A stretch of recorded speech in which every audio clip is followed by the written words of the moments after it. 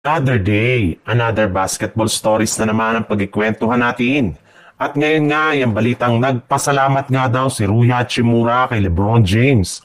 At ang balitang nagtanggal na nga daw ngayon ng Golden State Warriors.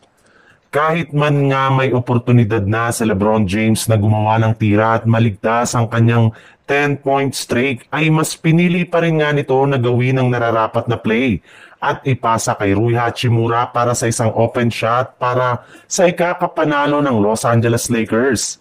Sa naging post-game interview pa nga ni LeBron James ay sinabi nga nito na wala siyang negatibong feeling nang maputol niya ang kanyang 10-point streak gayong nanalo rin naman nga ang kanilang team ngayong araw.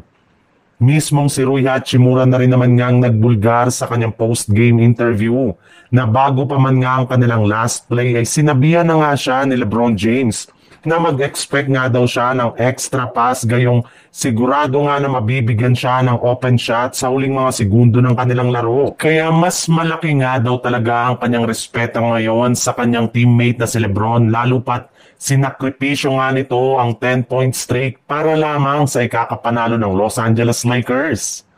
Sa ibang balita naman, may pagkakataon na naman nga na may panalo ng Golden State Warriors ang kanilang game laban sa Philadelphia 76ers. Matapos silang makapag-comeback at makapaglamang pa ng 4 points sa huling mga minuto ng fourth quarter.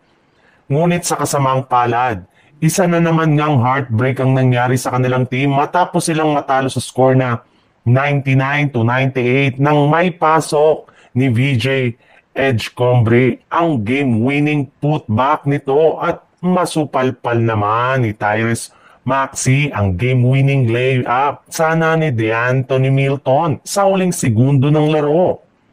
Pero sa kabila nga ng pagkatalong muli ngayon ng araw ng Golden State Warriors, ay marami pa rin na naman nga ang natuwa ng mga fans gayong unti-unti na ngang nare-realize ni Coach Steve Kerr ang kanyang mga maling desisyon noon matapos itong ibangko si Brandon Podziemski. Sa fourth quarter na siyang dahilan bakit nagawa nilang makapag-comeback sa fourth quarter. Yes, simula nga nang tanggalin si Podziemski sa kanilang lineup at rotation, ay mas naging maganda na nga ang kanilang mga ginagawang play sa kanilang opensa at depensa. Hindi na nga sila nakakagawa ng mga walang kwentang turnover at mas nagiging malinis na nga ang kanilang depensa.